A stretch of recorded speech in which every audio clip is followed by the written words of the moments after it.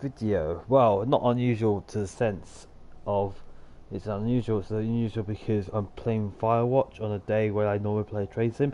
I'm going to get into that in just a minute. But first, I'm going to set up my video as always.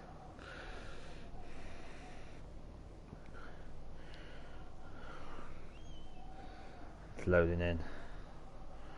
Can't find it. There we go. It's loading in. Can't find it. There we go. There we go. Right. Okie dokie. Right. So because I started playing Firewatch called on the Why Not series, that's why we got the Why Not and not the Roman numerals. I have to do an announcement.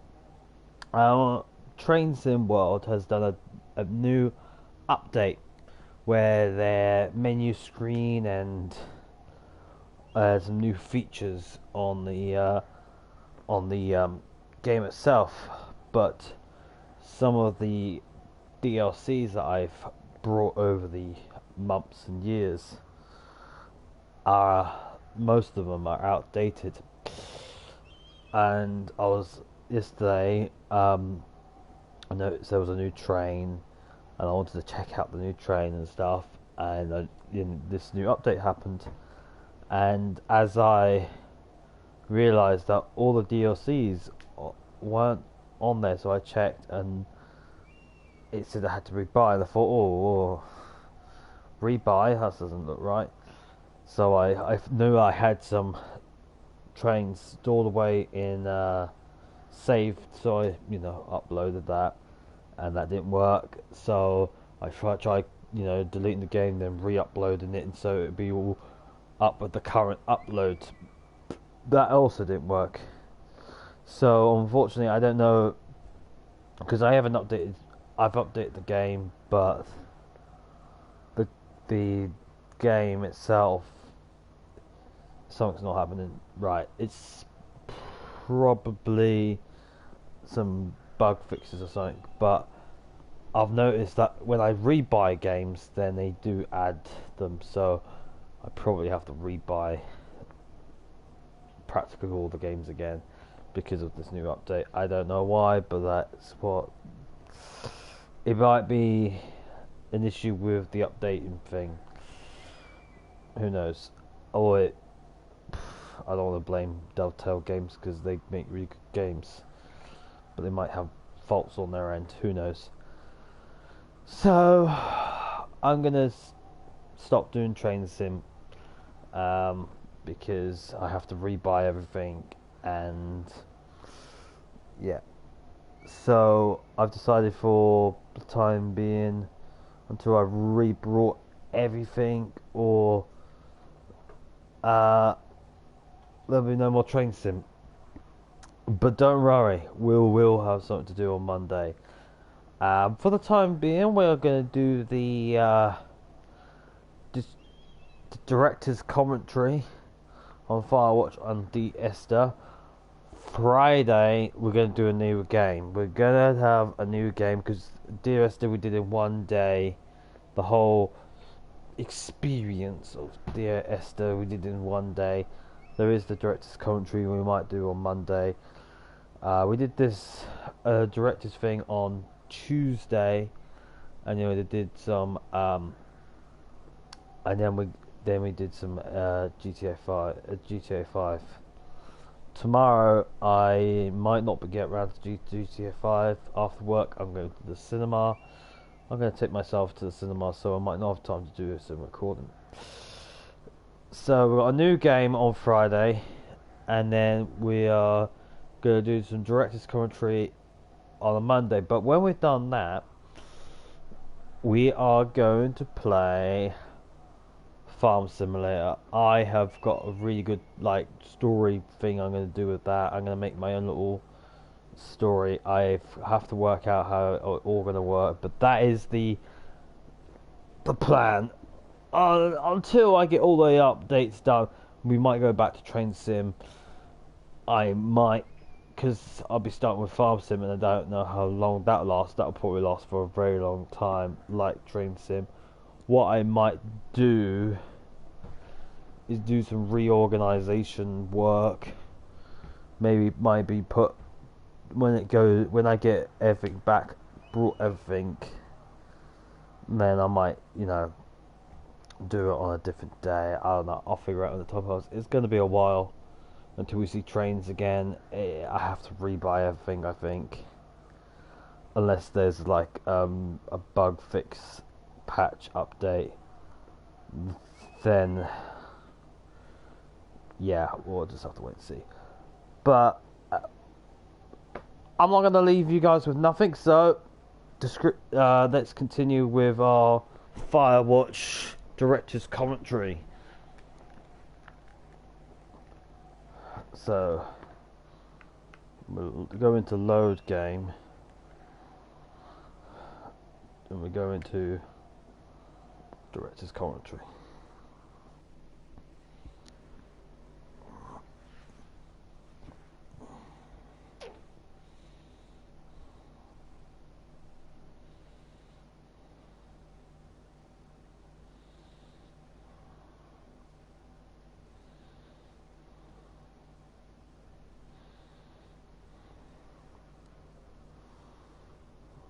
Is it too much of a pain in the ass to bring supplies all the way up to our towers?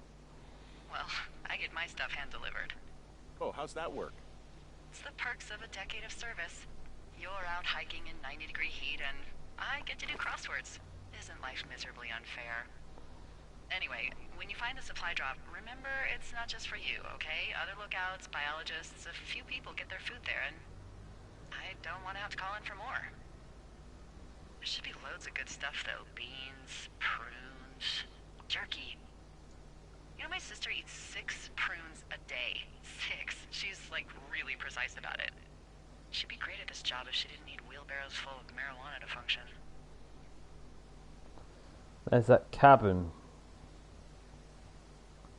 The down power line. So, like, 2 weeks ago, you called me in the middle of the night? You were sleeping, I guess, and all I heard was the name Jules through the mumbles. I just thought it was so sweet. I wanted to wake you up, but then I thought maybe you were having a nice conversation and I'd just be spoiling it. I hope you're doing okay, you know, when it comes to her. I am. Good. I'm glad. Look, so a couple of months before I took this job, I was with this guy, Javier. He's incredible, caring, sexy as hell. He was a driller down in Casper. We dated for almost 5 years. I was working with the Wyoming Outdoor Leadership School, and I was obsessed with it. I wanted to be an instructor so badly. And I was sure I was going to marry Javier as soon as I could be bothered. Walls was also a good excuse to get out of town, drink whiskey in the mountains, cut loose. Then, Javier's brother got killed working in Gillette, and for some reason, I didn't come home. Javier said it was fine. He'd go to the funeral, take care of his mom, stuff like that. It'd be easier solo. When he came back, he left me. I came out here, I lied, and told my sister he fucked our neighbor. So, I lied to you. I came out here with a broken heart just like you. I figured you've told me so much about you, so, you know, there's something about me. We both fucked up.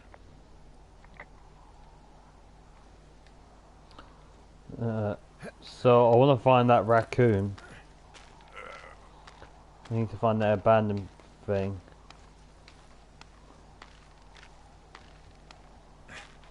So I've noticed whenever there's like a yellow light, that means there's some audio, but whenever there's a red light, there is no audio. But anyway, let's pick this up. From my point of view, it makes it so much more heartbreaking that he leaves her so far away. And I think, because I married an American and I had like a long distance relationship for maybe like 4 months before I came over, and that it's really stinking far away, you know?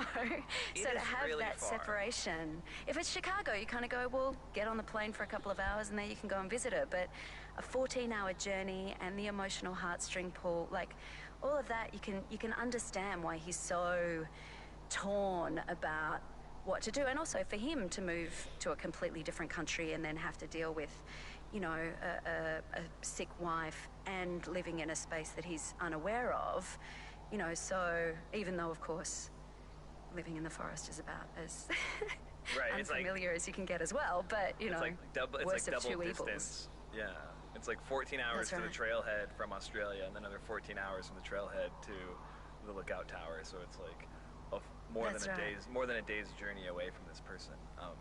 That's right, that's right. And then the only contact you have by phone, and, you know, and I think we discussed this in recording, where, you know, when you have a phone conversation with someone, it's great now with Skype and FaceTime and everything because you can actually see their reaction, but there's so many little nuances to a conversation that you just have no idea.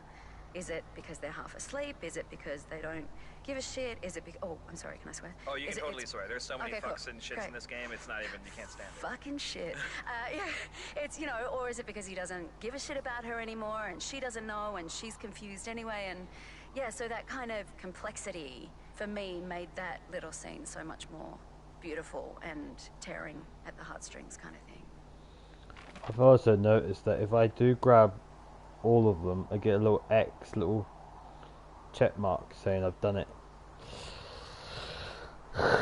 We'll see what happens.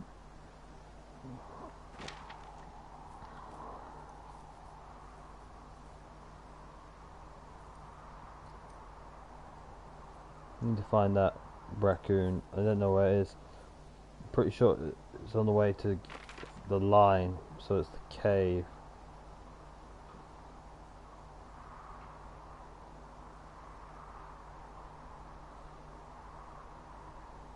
I want to go actually back to the Jones's Lake because I wonder if I can see the thing from the other side, the fence.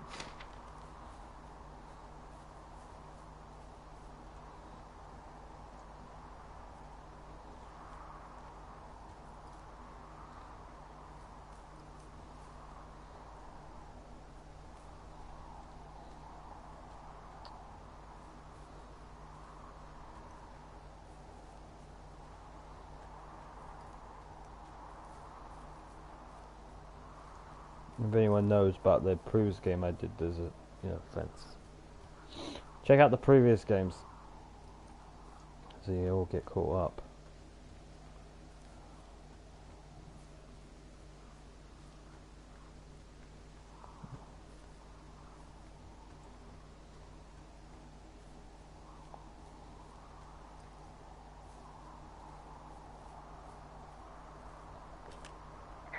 Found the supplies. Oh, good. Enjoy.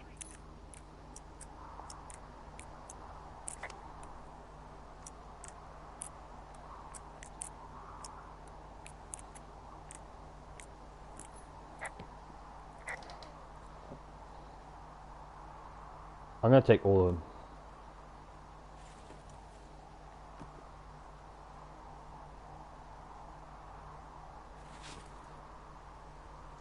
Just to keep some drama.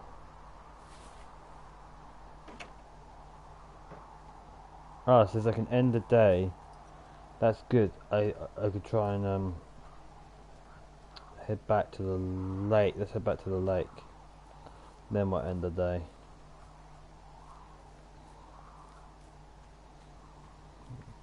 Last time I only took mine. This time I'm gonna stir the pot a bit.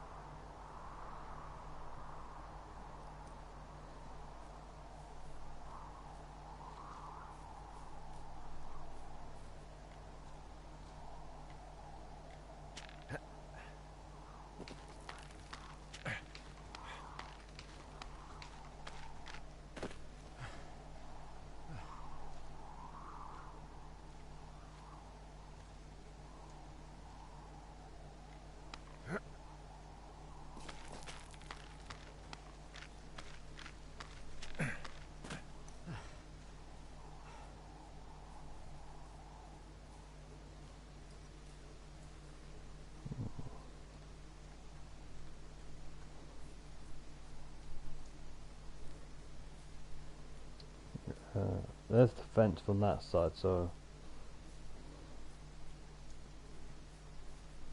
Oh, man, is there a sign?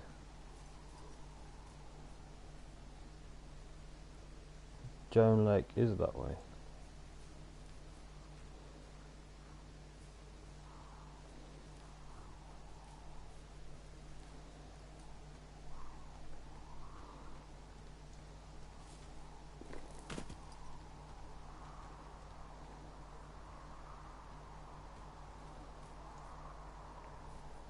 Do you know what I think? Oh, what the hell? Got glitch on a rock.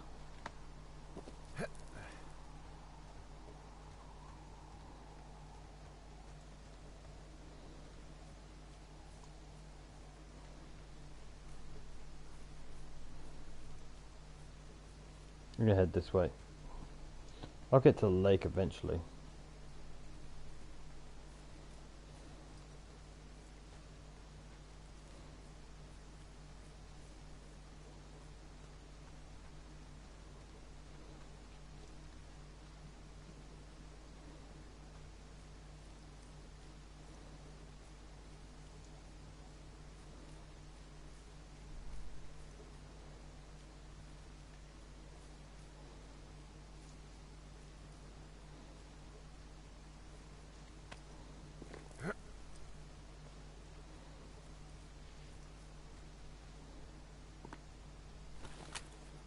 On day 2, you have a bunch of conversations with Delilah about Julia, or not. You can kind of choose to have those conversations in any which way you see fit, being really open about your life, or lying, or just sort of playing it soft. And all of that stuff now comes to a head here on day 33.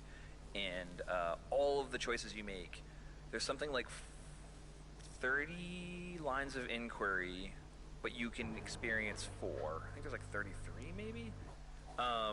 You'll experience 4, and whatever is true in Delilah's mind based on that ends up sort of triggering this conversation here, where she wants to know either about Julia, a name she heard on day 15, or wants to tell you about her life and her experiences with a guy named Javier.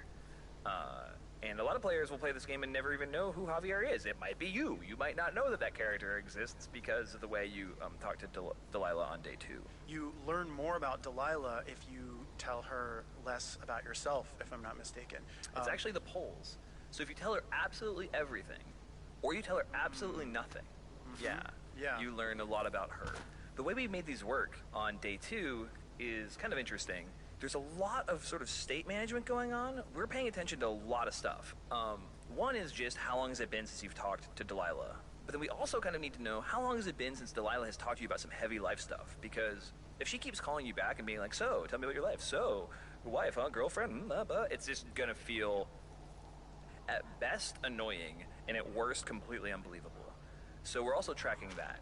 And then we also don't want Delilah calling you like all the time. Like we don't want her calling you when we know there's a good chance you're about to discover something big in the mystery. Like you're about to climb to the top of the wire on day 2. And we don't want her to be like, so girlfriend? That would be bad.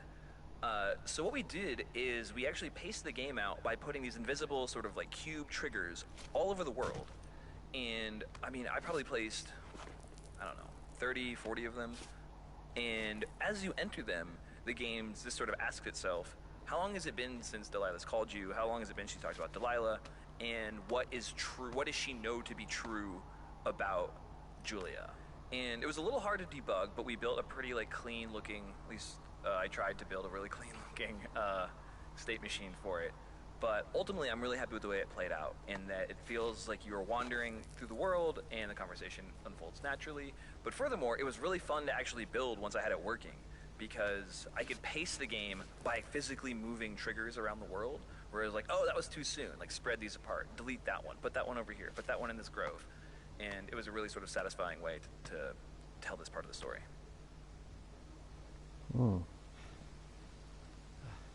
That's interesting.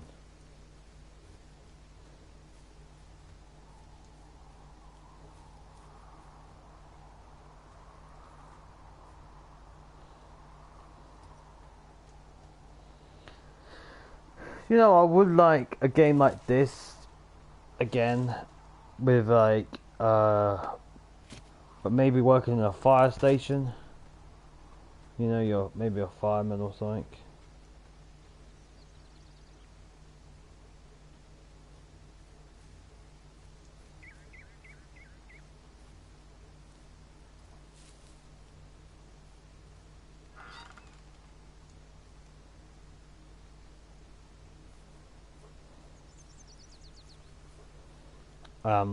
But then now and again you talk to people in the staff room and stuff.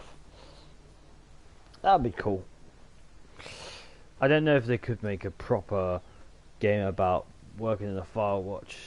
You know, maybe a forest fire. Well, there's a forest fire at the end of this game, but maybe you actually have to. Maybe you work in the forest fire industry and you're a fireman and you have to chop down trees and tackle the blades and stuff. That might be interesting. I love my simulated games. I like it when you just play what is technically life.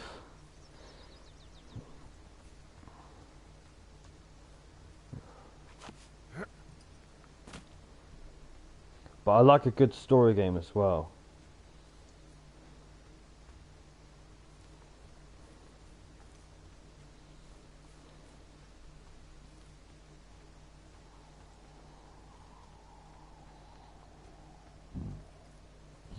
Oh, excuse me.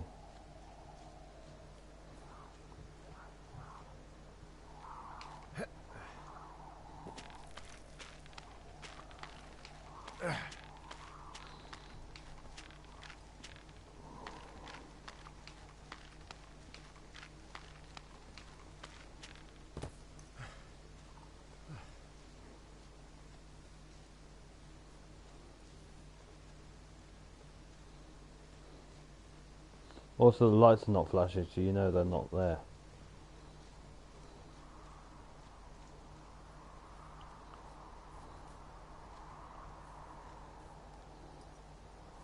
I'm pretty sure that goes off somewhere else.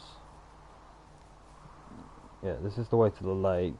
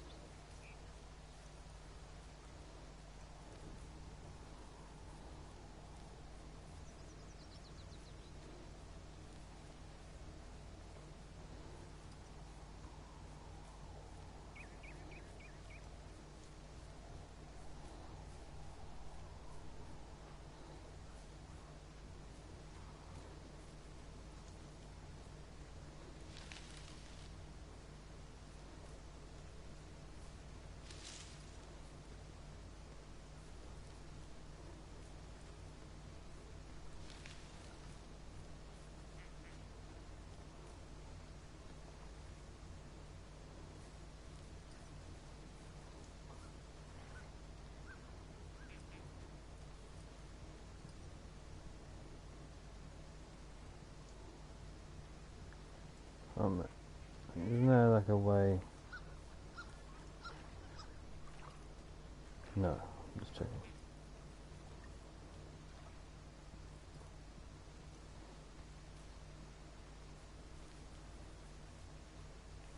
Yeah, it's this way.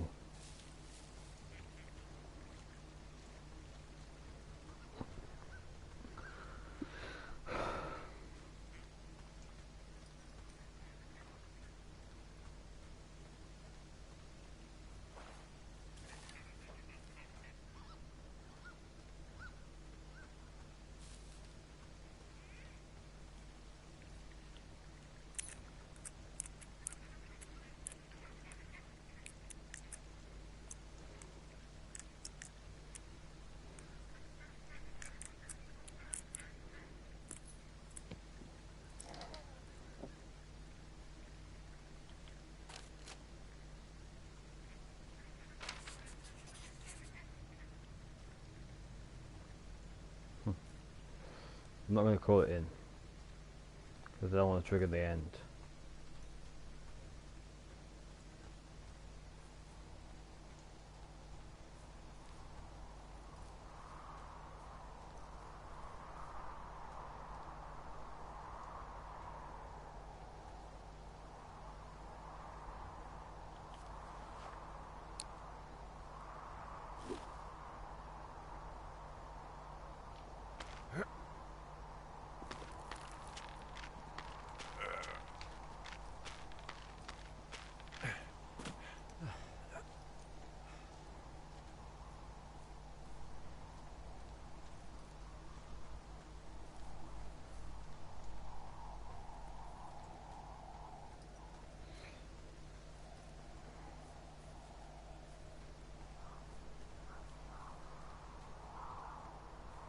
Yeah, this is the fence. I want to see if I can trigger it beforehand.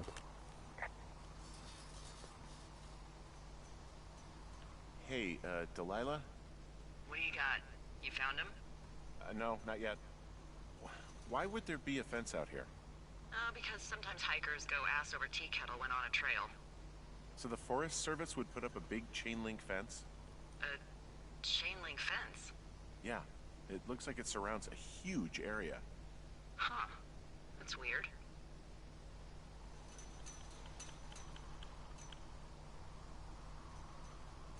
Who are they keeping out of here? And why? Geez, I don't know. Maybe it's biologists, you know? Well, they don't want people traipsing on their precious lichens. What's a lichen? Wouldn't you liken to know? Oh my god, goodbye. I'll ask next time I talk to someone, but that'll probably be a few days. No, so basically see this fence or see the other fence. Say it the same way. Alright, I got everything I need out of here. Time to chow down. Just yours, right? Who do you think I am? Day 34.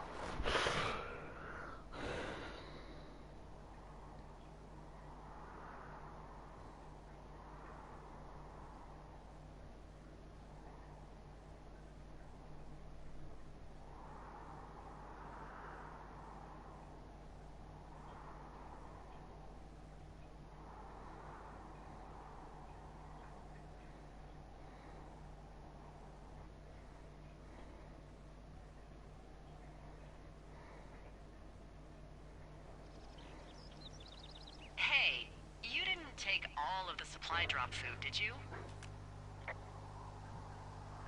No? I mean, I don't, I'm hungry. So you did. I gotta go.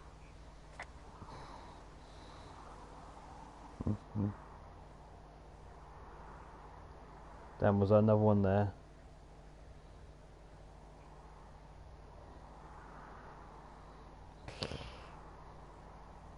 Didn't grab it in time.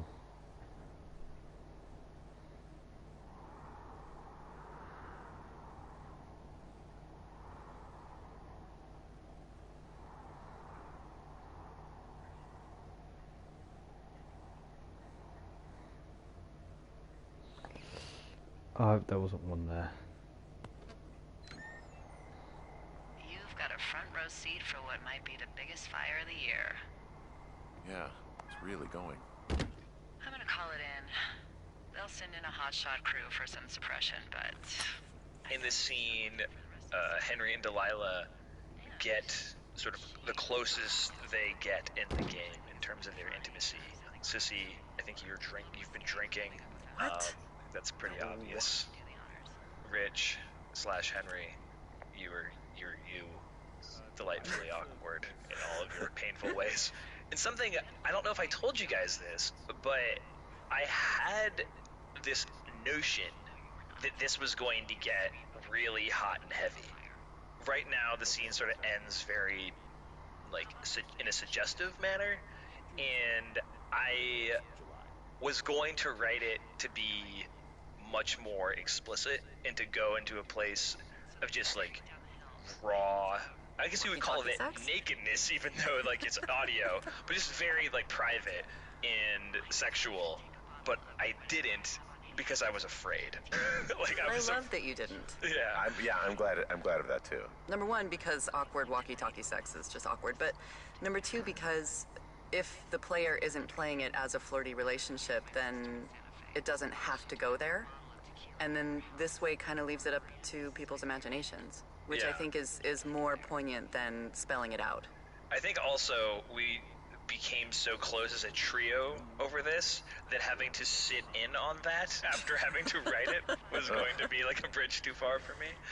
Yeah, I just wanted to say you guys did such a like amazing job with the very limited stuff I put on the page in the scene. This is probably my favorite scene in the game. You like set the mood. You lit the candle, you know. I'll just leave this here. Just light Put this the needle candle on the record. Yeah, little moody blues and walk out. Poured the bourbon. Yeah. No, it was easy to feel all of that. Rich, I feel like I'm yapping the whole thing about, like, yapping on about it. How did you feel about it? Yeah, so good. Not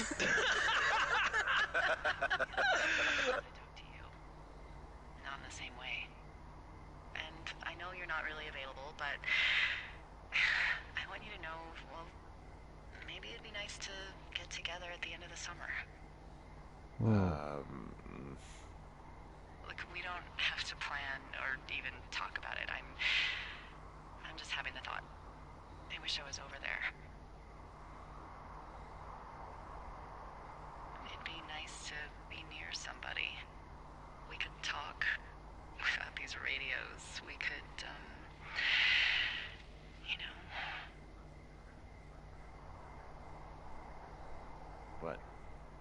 What could we do? Well, let me tell you.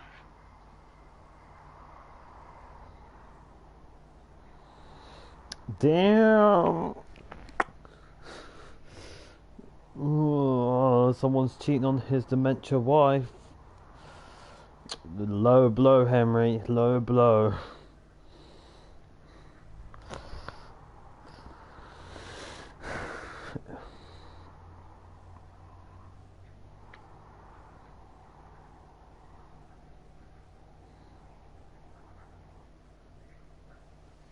You're going fishing without a license? It's one fish, and I'm sick of all the stuff I got to eat. Well, maybe you shouldn't have taken so much of it then. That reminds me, I keep hearing reports from Fish and Game about a problem bear they're trying to keep tabs on. Can you search around the lake for fresh tracks and just let me know what you find? There was a crew burning fire lines out to the east, and, you know... Hi guys, it's Sean. And Chris. So here on day 76, we're concluding a series of shorter days that internally we referred to as the montage. The goal was to figure out a way to let you play through the passage of time. The inspiration came from a few different places, and Sean, you can sort of correct or add as necessary. One was just obviously the cinematic concept of a montage. We thought that's just a cool way to, you know, convey long passage of time without spending a huge amount of the player's time relative to that. You referencing movies made me think of every sports montage ever, like every training montage, and then remembering that for like 3 weeks, I was obsessed with this idea because we were trying to figure out ways to come up with new gating mechanics, and I was like, oh, there should just be like ledges and stuff that Henry isn't strong enough to pull himself up. And then inside of this montage, there should be like a part where Henry goes like underneath his tower, and there's this like a support pole that goes across it, and you can just do pull-ups, and you can do pull-ups 2 or 3 times during the montage, and then by the time we get to day 76, Henry just has the strength, the upper body strength to pull himself to higher, which would explain the new gating mechanic. So it was like sports montage to the max. We would have had to get like another 80s song in Like the a game jock jam. Yeah. Oh, I would have killed for a jock jam in this game. Yeah, I would have given up Etta James for a jock jam in this game. Just kidding. I absolutely would not. No. Anyway. Sports montages, as well as film montages, important influence here. Also, the game 30 Flights of Loving, I think. Yeah, that is a very short, like 10-minute experience. If you look it up, 30 Flights of Loving, by a guy named Brendan Chung, who's just a brilliant independent game developer. I did the music for that game, coincidentally, and that game is pretty much entirely told through a series of hard cuts out of chronological order. And when we sort of combined what we liked about that and thought would work in our game with the existing day structure that we talked about earlier, it just made sense as this sort of second act of the game. Something that I think is surprisingly rare in games. You don't see a lot of montage in video games. No, and I kind of know why. It's technically actually it's not even really hard. It is really hard, and we actually strayed from our original concept, which was much more of a montage with very quick shots. I mean, it's a stretch maybe actually to call it a montage because you play several minutes of game at a time. There is a moment in here like where you can, if you take all the food. Oh yeah, if you do that, you'll get a bonus. A very track. small day, and I'm sure there's a tape on that. There is. That is montage-y in length, but it's a technical hurdle to make a montage. It's hard. You have to load the entire world in and out. Yeah, suddenly. so you made like being able to cut on a beat like a montage would sort of impossible because we're loading scenes and moving you all over the map and redressing the scene every time, and it's you have to actually build quite a technological underpinning to do one. And I think that's maybe at the core, something we discovered at least. Yep. So, with day 34, when I had that toilet paper and he said, "Did you take all the food?" There was a tape next to it, and I should have grabbed it, but I forgot to grab it because I was listening to what Delilah was saying. So, my bad. Probably was just talking about the scenario.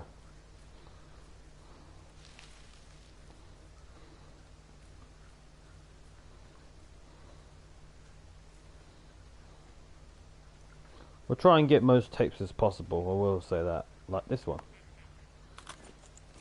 Hey, it's Chris again. And it's James again. This moment by the lake where you get punched out by the person who turns out to be Ned Goodwin is one of the few times in the game where we have a complete takeover cutscene like this, sort of fully animated.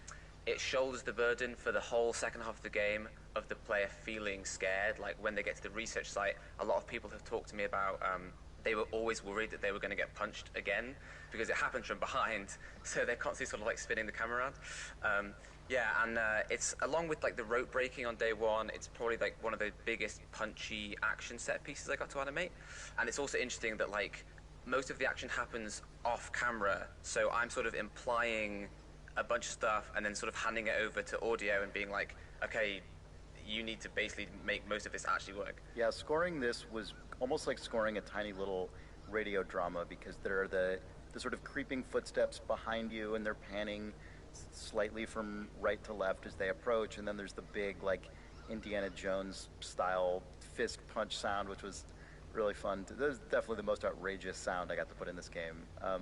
And then the ringing, it was really fun. This moment changed a fair amount because it was so incredibly difficult to communicate to the player, oh, there's this exact little thing on the ground that you have to notice and pick up, and you have to do that for the game to progress. There was actually a version of this where you didn't technically need to pick up the radio, and it just led to way too much like design uncertainty and confusion.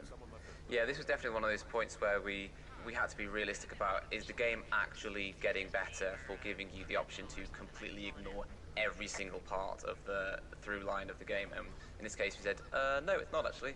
Yeah, a lot of this game ended up being about finding a compromise between player expressivity and actually making sure some kind of coherent story got told. So this was quite a significant example of that in development. Took a long time to nail down, but I'm pretty happy with where it ended up. Like the standing parable, if you refuse everything, then you could you get an ending, but this game tries to get you Holy shit. halfway. What's going on? You didn't actually find a bear, did you? Someone has written down what we said to each other, have been saying. That doesn't make any sense. I don't talk to the other lookouts as much as I talk to you, not in the same way. No way. Wait, hold on. Something's out here. Henry? I'm worried.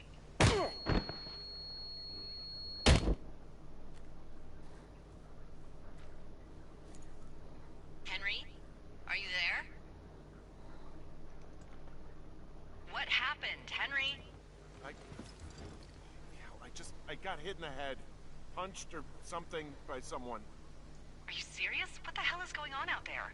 I don't know. Jesus Christ. Let me get this straight. You found a clipboard with, what, transcripts of our conversations? What else is on it? I don't know. It's gone, along with the radio of theirs. Somebody out here could have just killed me, Delilah. I don't... What the fuck is going on? What's Wapiti Station? I don't know. I saw the name Wapiti Station right before I was cold-cocked. Does Wapiti Station mean anything to you? Wapiti Meadow. Maybe it's Wapiti Meadow. It's on our maps. It's not too far from where you are right now. It's where you saw that damn fence. It's north of the lake. It looks like there should be a trail somewhere on the north shore of Jonesy Lake. I'll start hiking that way now. God damn it, my head. Are you sure you saw what you saw, Henry? Maybe you pissed off some more campers and they came back to sucker punch you.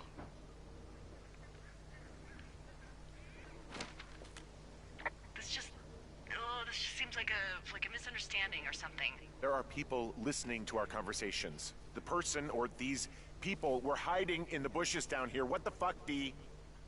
I don't know, Henry. This sounds crazy. Yeah, and you're not the one who just saw our words on a clipboard out in the middle of nowhere. Those words were from 2 weeks ago. I know they were. So what's to say that they don't have transcripts from 3, 4, or 5 weeks ago? Our entire relationship, friendship, our whole summer. Hi, Jane. Hi, Sean. There's a turtle here. There's a turtle here. I think it's probably your doing, even though in classic Camposanto form, playing like autopsy detective on how the turtle got into the game is not yielding any definitive results. I think I remember wanting something. Like I said, I just want a place that's very pleasant in the game, and I also want something very cute in the game. I think that was kind of on my wish list. And we killed. And someone Sorry about maybe the said something about lack of- turtles, and then A turtle, suddenly- I think a turtle fit into the scope of what creature we could let you find and manipulate and animate, and we Yeah. weren't afraid of it then. Because we were also We thinking had the idea like, really early, and we were afraid of animals. yeah, because you're like, what if someone wants to like throw a thing? Like if you throw a cute animal, usually that will hurt the animal, and then maybe someone said, it would be fine if it's a turtle. And you can definitely launch this turtle right into the lake, and hopefully Henry will say something about it if you do, which is one of my favorite moments in the game. And then I think Turt Reynolds, the name you can choose for him, was a bad joke made by a guy who shares an office with us, Zach Johnson, from Kingdom of Loathing. He came out and said, "What about Turt Reynolds?" And we all groaned, and then I wrote it down. And then we were like, well, now we have to have a turtle in the game. Yeah. And then Turt made his debut at E3 2015 in the Firewatch E3 trailer, and people lost their silly minds. Yeah, for we were like, Turt. if we put Turt in this trailer, then we have to make it work in the finished game. Yeah, he has to be a cornerstone. And then, you can feed him when you put him in you can give him a granola bar when you put him in the Yeah, I box think back in your tower. I think that's still in the game. Yeah, you got all your wishes. I know. Oh, we must try that then. Sorry, I was checking my battery level on my controller and make sure I got a good battery. You can hear ducks, but you can't blooming see ducks and moorhens and stuff. There's a turtle, but I think I already picked up the turtle.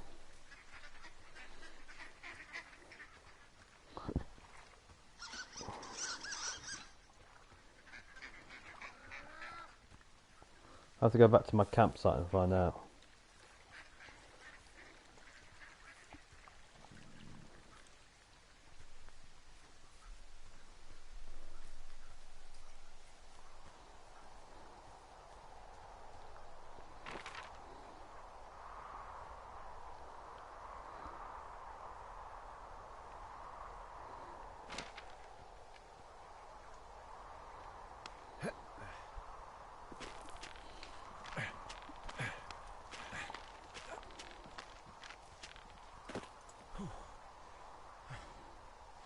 Right, I'm going back to the gate.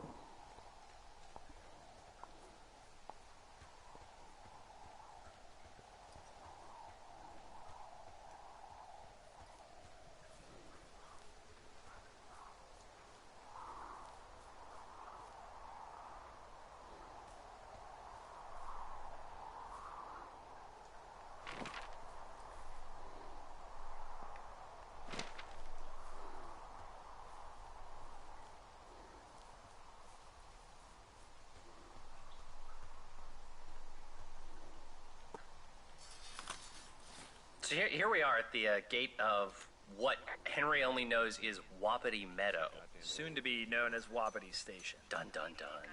So we can even talk about how you actually technically don't have to come here on this day at all, but presuming you haven't done anything strange, you now have to attempt to break in to this weird fence that's just seemingly out of nowhere in the middle of the woods. And realizing that the story needed that, we then were in a pickle where we went, well, we've never made you do anything like that before. Like, go and do an adventure game thing. Like, use an object with an object. And so we kind of put ourselves in a position via the story, and I think this is what I would classify as, like, not great game design, folks. Correct. Where I, for lack of, I'll take full credit, I guess, had pushed us into a place with the story where you needed to try to get into this place to justify going somewhere else less important to find a way to get in later. Because when you're telling a story, like, and then you have to kind of create a diversion, you don't want to be like, the most important thing you want is behind this gate, but you need to go elsewhere to get behind it. It's like the biggest, like, bugaboo of adventure game design, but we had written ourselves right into it, and the story was now like, or the game design was now subservient to the story, which is really bad if you're a game designer or an aspiring game designer. Not the best place to be. Not great. So Nels and Will and James set about piecing together the concept of being able to pick up things and then contextually change the action you could do with those things. And in terms of look and feel, I think you guys did a great job of being able to pick up the rocks that are to the left of the gate. There is, you probably don't know this player because it's very difficult to see, but there is a stick to the right of the gate. And there's another one off to the left. Once you try to get in some fashion, the game is agnostic about which. Then you can say, like, hey, Delilah, I don't think I can get in here. And of course, in, like, you know, classic Firewatch fashion, there's a bunch of very subtle, like, micro branches where if you actually try to break in with all three of the things, Henry's like, I tried to smash it and break it, I can't do it. So there's, like, a little bit of reactivity there that's cool, but also me and James and Will basically had to go through, like, a baton death march to get this to work, just because nothing else in the game at all works this way. With, like, because the objects, they're in your hand, but then as you use them on the gate, then they're destroyed, but they have to go somewhere, and it has to sync up with a special. It's just any one element that is complicated to do in the game to make look nice, and it has, like, all 10 of them. And it's not built on any sort of, like, reusable system, because no, we didn't imagine we were making a game where you would use thing on a thing, like you do in, like, Monkey Island or whatever. But we walked ourselves right to that, unfortunately. But I think you guys did a valiant job, and I really love the way it actually feels to do it. I am just glad I wasn't the gameplay programmer on it. I'm very happy about that. Lucky you.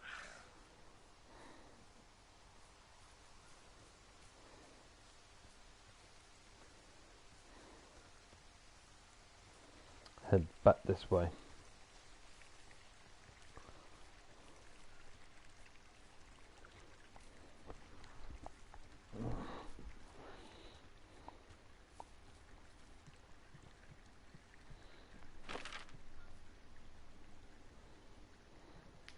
They're all done.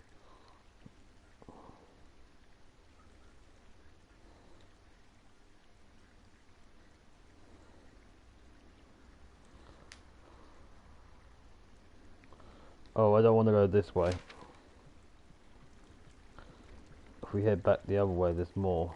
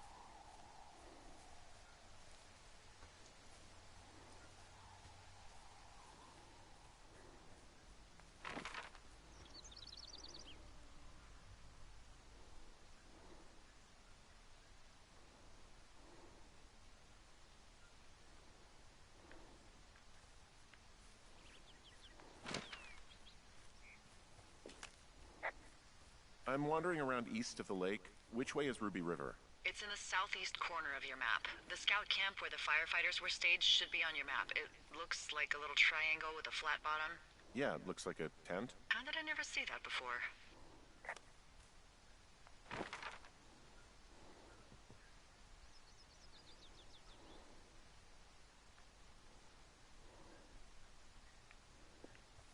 43 is here. There's another one at number 7.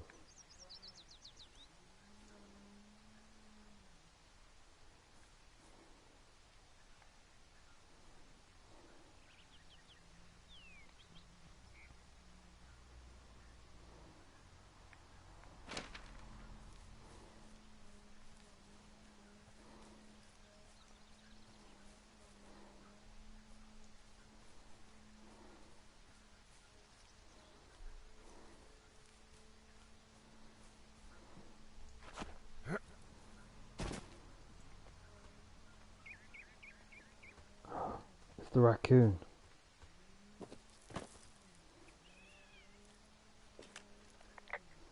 Pears, pears, pears! Yes! What the hell? I'm doing a crossword and I figured out the theme. It's homonyms. Pears, pears, pears. The clue was couples peeling fruit. Anyway, hope you're having a good afternoon. Thanks.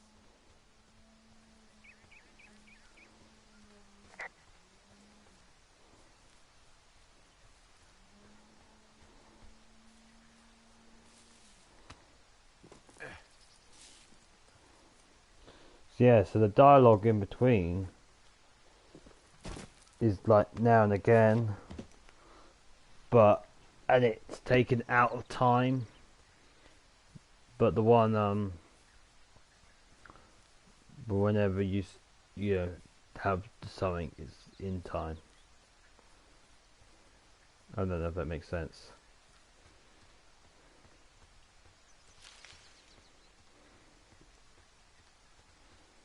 There's another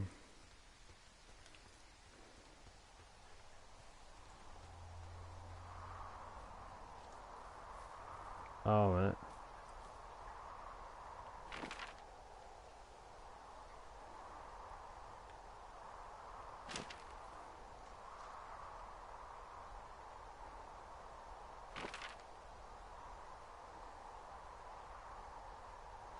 That heads down to there.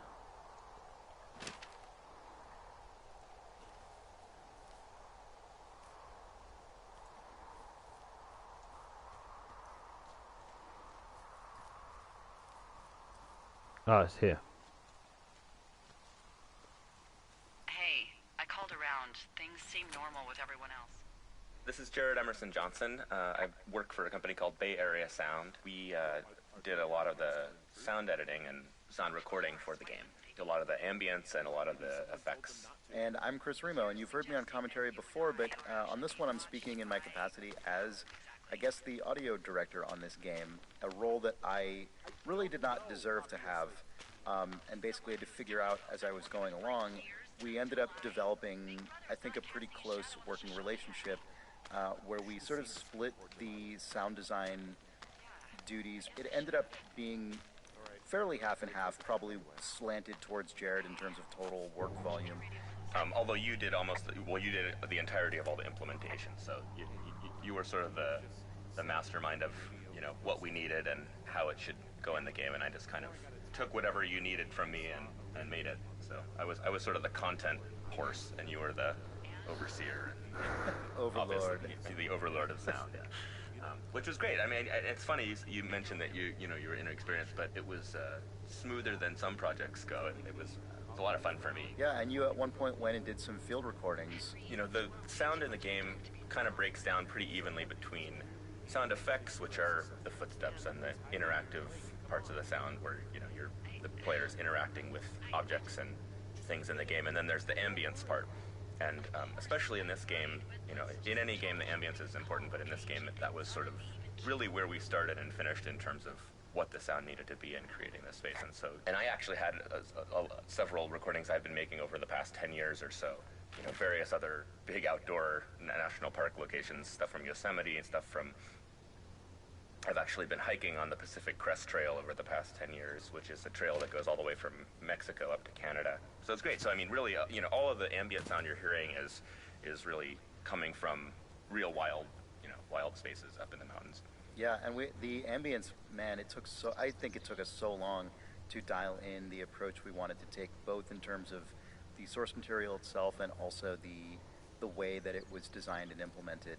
Right. I mean, I feel like we were revising that basically until like the last third of game development. I mean, not even just revising, but I would say like fundamentally changing how it worked. And eventually what's in the game now is sort of 3 layers of ambience that are mixed according to, where you are and the needs of the space and so on, plus additional what we called sweeteners of environmental noise, like sort of wildlife and wind rustles and things like that, to give it some character. This project was really kind of unique in that way, in its relationship with the ambience, because it was such a key part of creating the atmosphere of it. We spent a whole lot of time figuring out how we wanted to sort of differentiate each of the individual sections of the park, and also at what point you are in the story, and how the ambience should subtly change. It was probably the most detailed ambience work I've done on, I think, any project I've ever worked on doing this, just because it had to be so specific and subtle, but also evoke really clear tonal feeling across the game. Yeah, I'm really happy. I think it's called a medicine wheel out here. Yeah, it was made by Crow American Indians hundreds of years ago. Hi, it's Jake. And it's Jane. We are at the medicine wheel, which was a thing that I put into the game when I was first grayboxing it and learning how to make anything in a game like this. That was in really early, I think. Basically, we put in a tower, and then very soon afterwards, that was the medicine wheel. Yeah, it was just like, I think it was a thing Sean and I thought would be cool to have in the game. I did not know how to make a medicine wheel, so, or rather, I didn't know how to make a video game, I guess. So I made it the way a real medicine wheel is made, which is out of a ton of tiny, tiny rocks, which meant that whenever anyone in the office turned their camera towards where the medicine wheel was... From the tower, the frame rate died. And then you went in and fixed it, which is great. And by replacing it with like a real game thing that a real... And also it actually streams out really fast now. Yeah, it's like the most efficient medicine wheel ever put in a game. And it's a fantastic landmark, actually, because there's like nothing else like it in the game. I was like, oh, the medicine wheel, like you instantly know where you are. Yep. When doing work on Firewatch's environment art and skies and all these other things, what do you keep in mind when you think about, like, a player has walked through here before, how do I keep it fresh when they come back through? So we want to make sure that it looks different from different directions, and also the lighting and the feel of the whole area has got to be different, so it seems like a totally new area. Yeah, it was surprising to me how much, even if you're walking like just north to south through an area, if you go through it once and then if you go through it the next day, or a later part in the game, and you and Ollie have just swung the sun 180 degrees, so all the shadows are going the other way, it can feel completely fresh. Or the obvious trick is make them go through it the opposite direction. Yeah. But both things together really make a whole space feel like a totally new space. Yeah, that was a thing that I think you and Ollie and I collectively tried really hard to do, is like keep the player walking in as many different directions at as many different times of day as we could, because we knew that the world was fixed. It's not... Yeah, like we want to reuse areas, but also we don't want to feel like we're making people backtrack, right? Yeah. So I don't think this is a real Native American thing. I don't think this is something they put in the game. That's cool. Let me just check my map.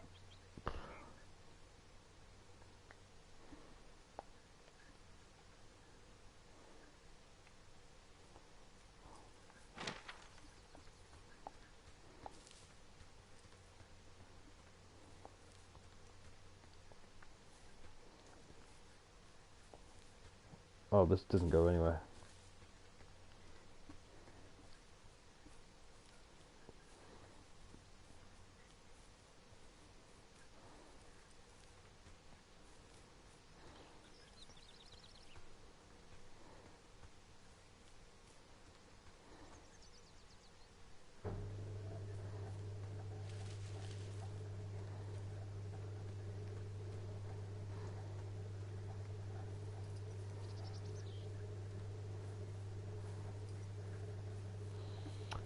think I'm gonna play for a bit, just a bit more, and then I think we'll stop and do some more next week.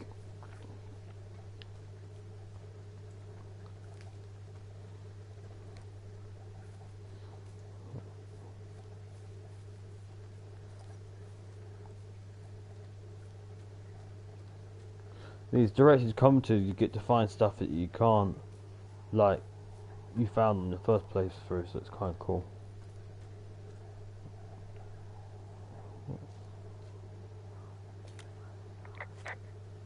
The view. Take a snap. Oh, look, the layers.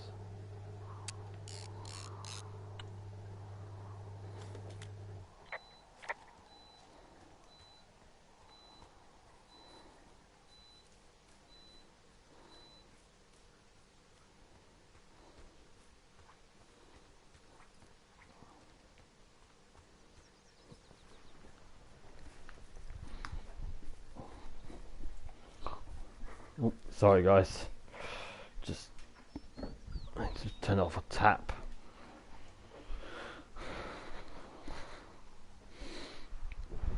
I have my tabletop dishwasher going, so I turned off the tap. It just finished. Am I going the right way? I hope I'm going the right way.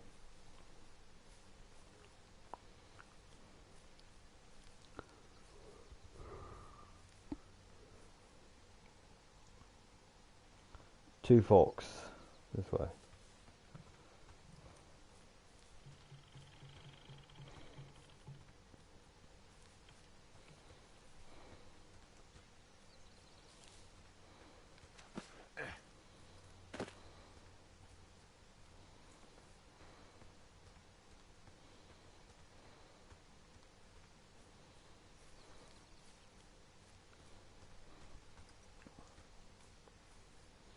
There's my tower.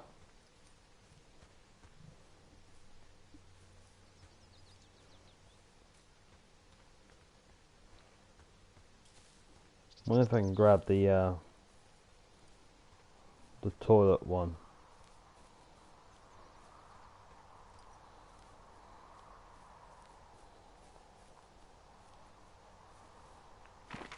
Make sure we're going the right way.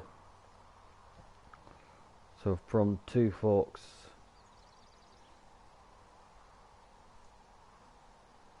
might want to head this way. Or was it? Wait. I think it's this way, past the toilet.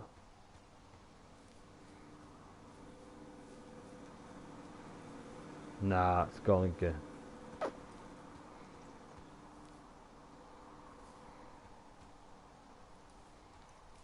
It's this way.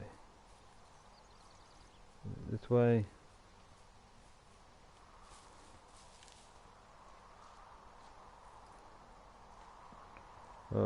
Soon find out. I can't believe I got lost and I played this game through. Like once.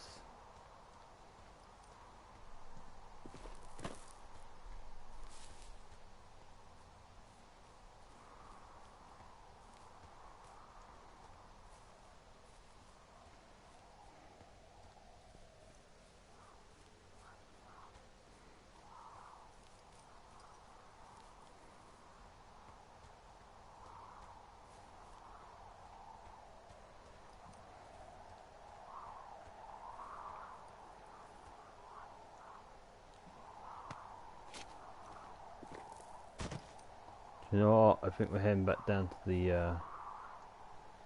Yeah, we're going the wrong way.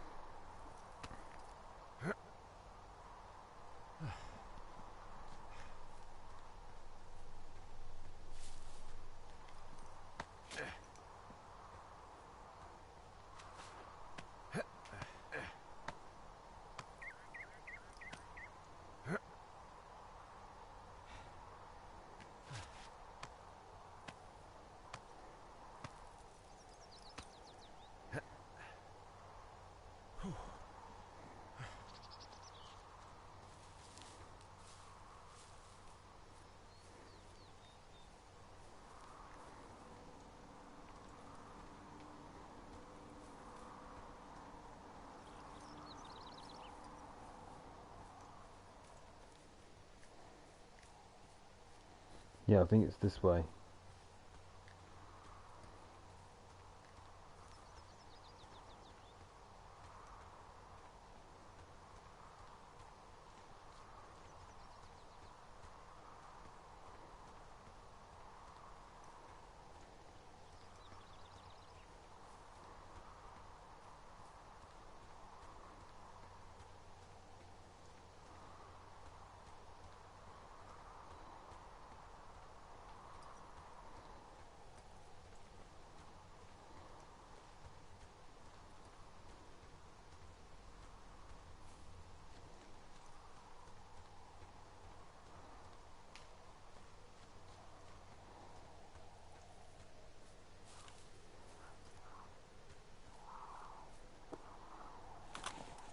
Hi, it's Jane again. So, Nels, what is a controlled burn? A controlled burn is actually a technique that real wildland firefighters use.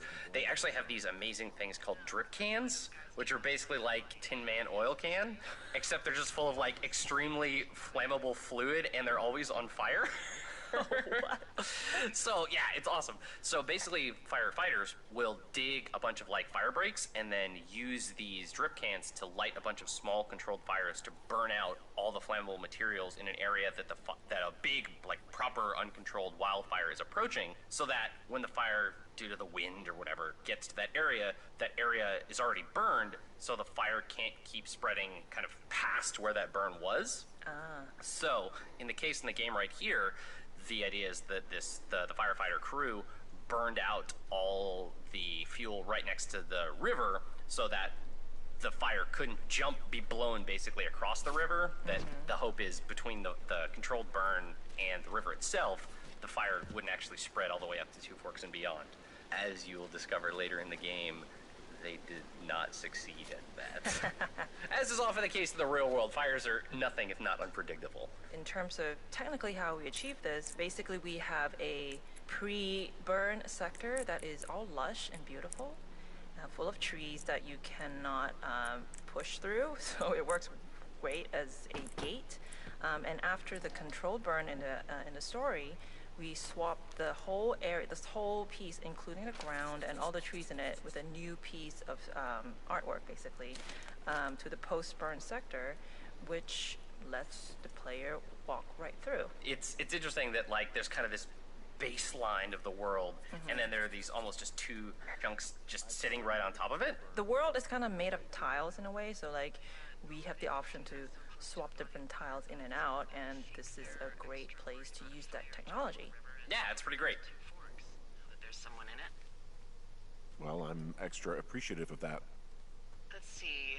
The scout camp is southeast of the river. There should be a pond on the way. Got it. What happens if a controlled burn gets out of control?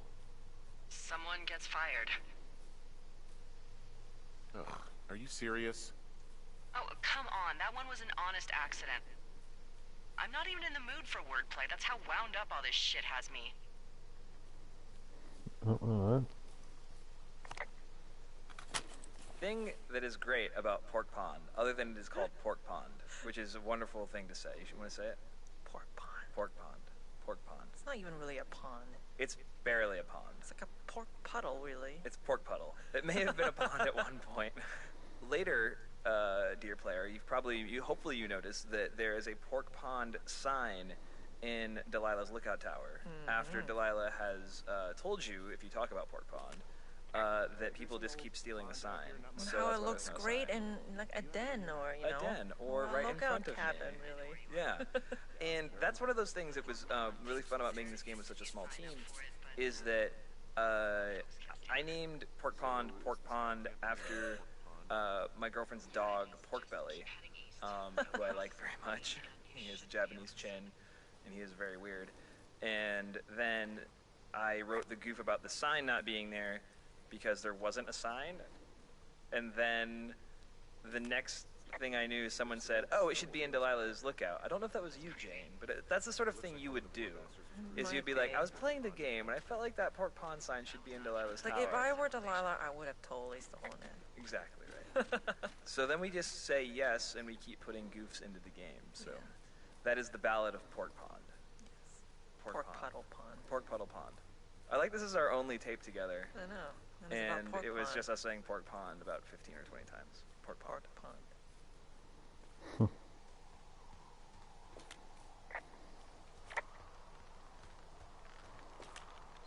The bridge to the camp is out.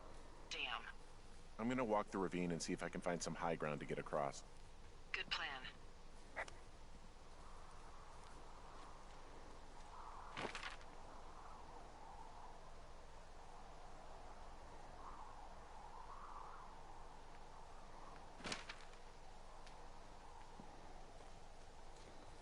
There's another one past Port Pond, so I'm just gonna have a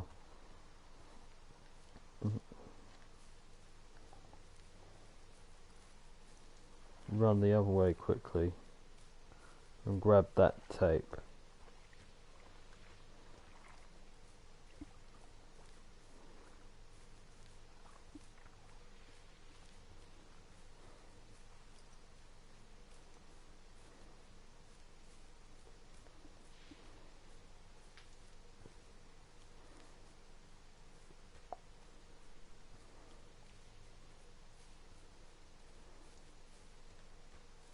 Oh, this is not creepy at all.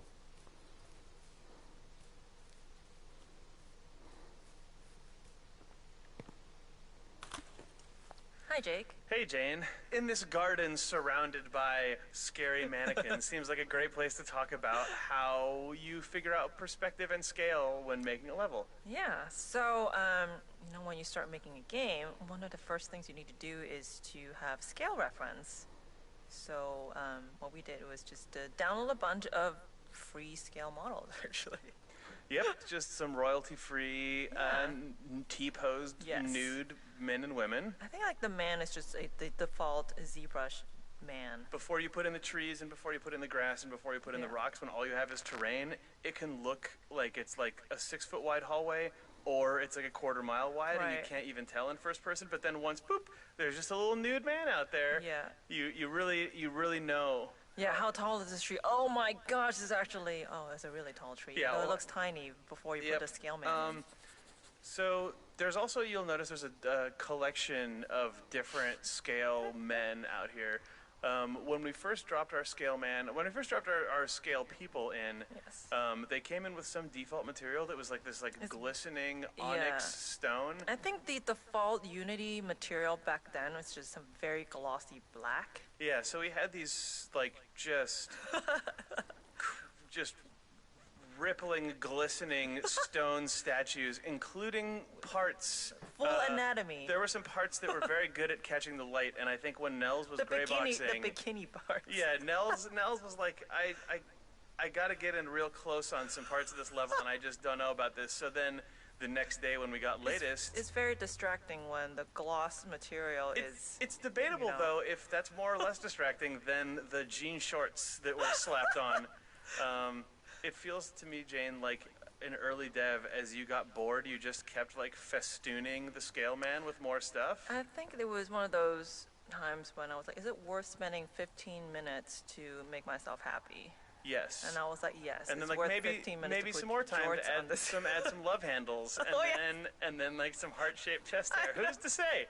Who's to say? 15 minutes turned into 30 minutes of fun, and now Oh man! By the end of the production, Greybox thing was really fun.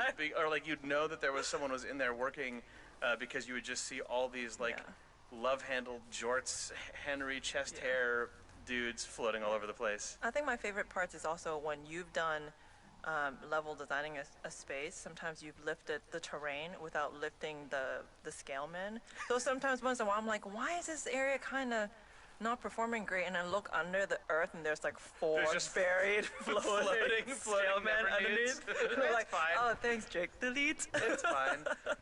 Yeah. Those are my favorite little Jake surprises. It's good, or like you'll see one off in the sky. Like in this case, there's a couple deliberately way out in the distance, because I wanted people to look at how forced perspective works also. So zoom in on some jorts guys, be happy. Oh, actually, another note about the scale lady here. She's actually the same model that we use for the teens in the lake. Oh, that's true. We just added a ponytail, really. And sparklers. How am I meant to get down again? I forgot.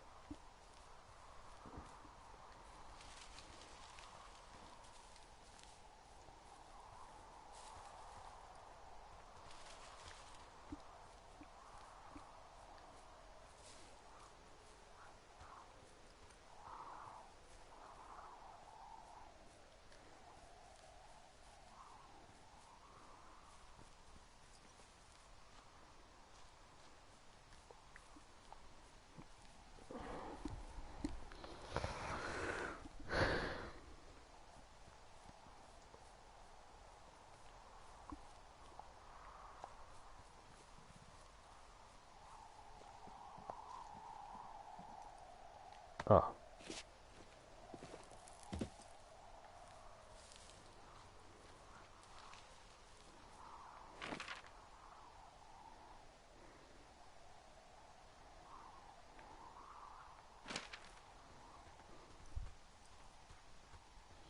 There is another thing is with these audio tapes, if you don't grab them, you miss them. You have to go with the story. I'm at the camp. Great. Have a look around. If anyone's still there, they might be able to help. I'm gonna sound crazy. Maybe you just ask them to help you get inside the fence. If I didn't know it was out there, they probably don't either. This place looks dead, but I'll see what I can find.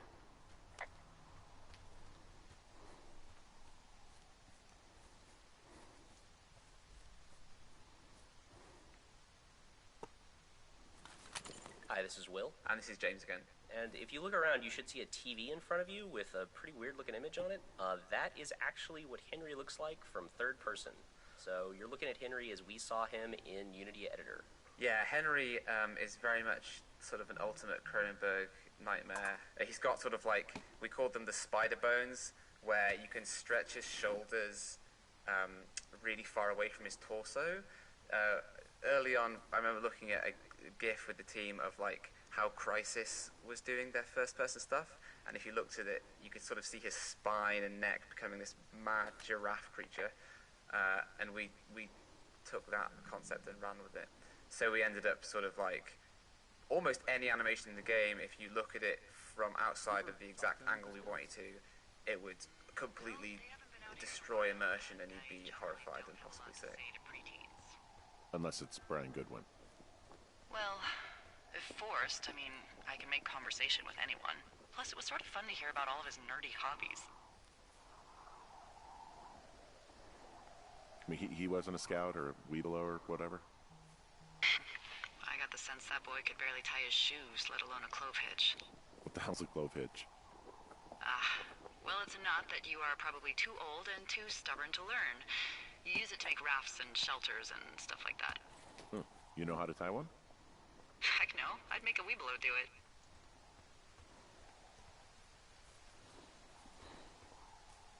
I got 2 axes now.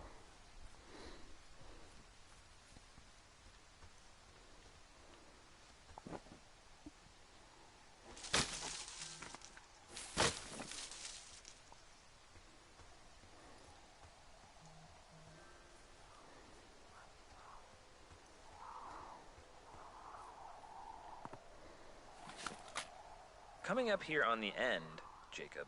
Yes, Sean? Henry and Delilah are talking, and then there's a clatter, and you realize there's just been an open third line on their conversation. And I remember coming up with this, or something like this, I think in my living room before we had an office in the summer and fall of 2013. Yeah, the idea that you hear someone like cough over the radio seems like the sort of thing that got us really excited when we were in like day 0 of talking about making Firewatch. Yeah, we had another idea back in the lakeside of this day, the beginning of this day, where you would hear your conversation coming out of a radio nearby, but just the way our audio system worked and like the peculiarities of trying to get that to work just never really read to the player when people would play it. But we had all these moments. This is sort of like the way we think about the design of a story like this in general, for better or for worse, at least this game, where we would sit down and just pitch each other all these moments that were really disconnected once we had a conceit, like there's somebody listening to you on the radio, Like, oh, a guy punches you out. Like, oh, you hear your voice coming from a bush. Confusing. Oh, you rip your bed apart and find a bug under the mattress. Oh my God. Someone was listening in your tower. Yeah, we were gonna bug the tower. I think we actually had a bulletin board up in the office full of tiny Post-it notes that were just cool ideas. Cool story things. And if we could find a place for them, we'd pull them off that and put them on the linear list of like Crit Path events. Yeah, there's things that we could just sort of like put as little like mile markers in the story, and not knowing how you would get to them because you'd play your own way. But if we had enough of those in the story that were surprising, then maybe you, player, would like it. I keep everything. I mean, I have an entire drawer of parking tickets from like 7 states. Wow, that's very thorough yet completely irresponsible of you. Congrats. But I'm not so good with the following up with stuff part. So those parking tickets... Yeah, they're all unpaid. I'm the scourge of every meter made from here to Mexico. Anywho, I was digging through all of my documents and memos and updates, and I found something from April about a fence in the middle of the woods at Wapiti Meadows. Delilah? I know. It's about how we're supposed to report any damage to our bosses or university officials. University? Because they're doing some sort of study. It's a research site. So, the question is, what do we think they're studying? Oh, you know, probably just horned toads. And a Wapiti Station clipboard with our conversations on it is just, what, recreation for them? I'm just messing around. Somebody is obviously up to something. I'm freaking out here. At least we know there is something real happening behind that fence. I think that we should consider that maybe this is all just a coincidence, but my gut says that there's something bad going on. Mine too. Okay. So what's next? Just on my way back, in and out of trees in the middle of nowhere. Do you see anybody? No, definitely not. All right. So, tell me what you think of this.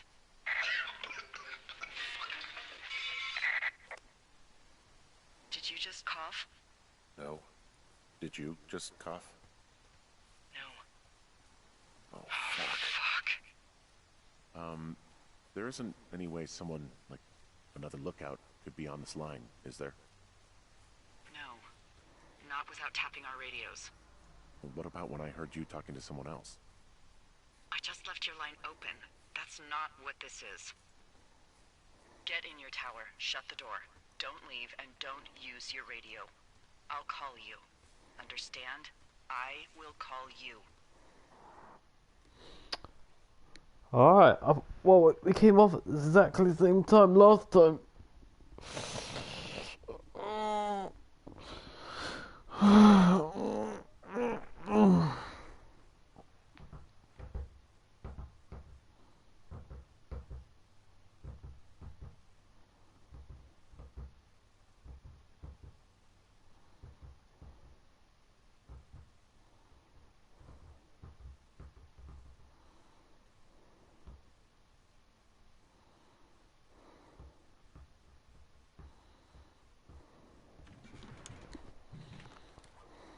Thoroughfare Tower, this is Two Forks calling you for the, 50th time today.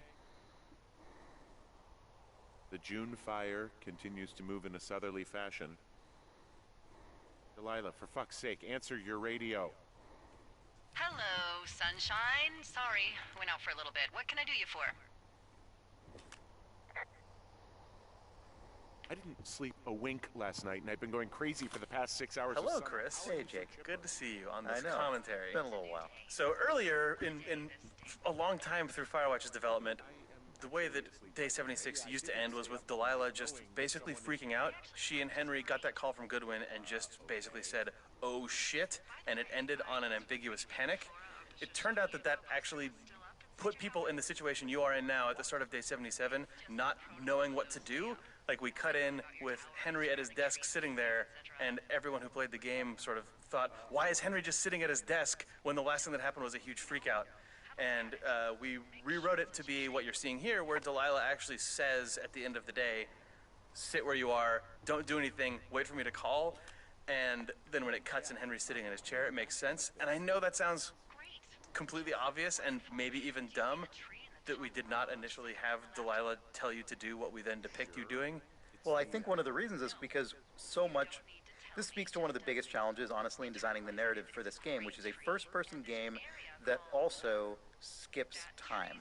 You know, in a movie, when a movie skips time, you can have the characters have done all sorts of things, and the viewer can catch up on that later, and there's tension in not knowing what happened in the missing time.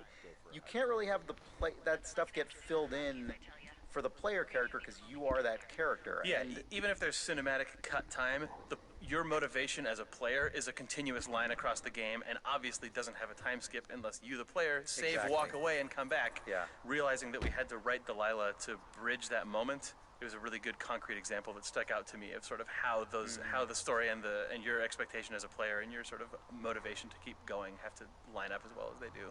This scene was another big challenge because that whole chain of her getting you to Cottonwood Creek by way of this sort of ruse that she sets up, there were a lot of players we found who figured out what she was getting at before you actually went through all the little steps and immediately said, "Oh, Cottonwood Creek," and they left. And then Delilah was like, "Tell me when you see the thing on the poster." Yeah. Like, and then Yet another big challenge of how to sync up player intention and awareness with character intention and awareness. Really big challenge in this game overall. Anyway, look at that poster.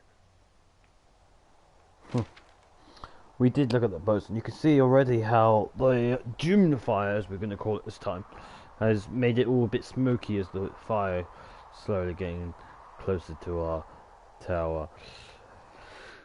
Anyway, I think that would be a good place to stop. This directed audio commentary on Firewatch. We are probably, I would say, just slightly halfway through the game itself for completing it for the second time. We haven't got some of the audio files, but we've got most of them. I even backtracked and tried and got some as well. So yeah, well, I'd just like to say thank you so much for watching, and a shame about the train sim, but I'll probably get back to it at some point. I got probably a lot of like campaign missions I want to do myself in my own spare time of that particular game, but you know, we'll see what happens. Maybe they might do a fix to it, or maybe I just have to rebuy all the stuff again. Is what it is. But Train Sim is a great game, and so is Firewatch. This audio stuff is great. Anyway, just remember to like and subscribe and hit the notification bell. And yeah, thank you so much for watching. I'll see you guys probably Wednesday, maybe tomorrow if I have time. But all in all, thank you so much for watching. Goodbye.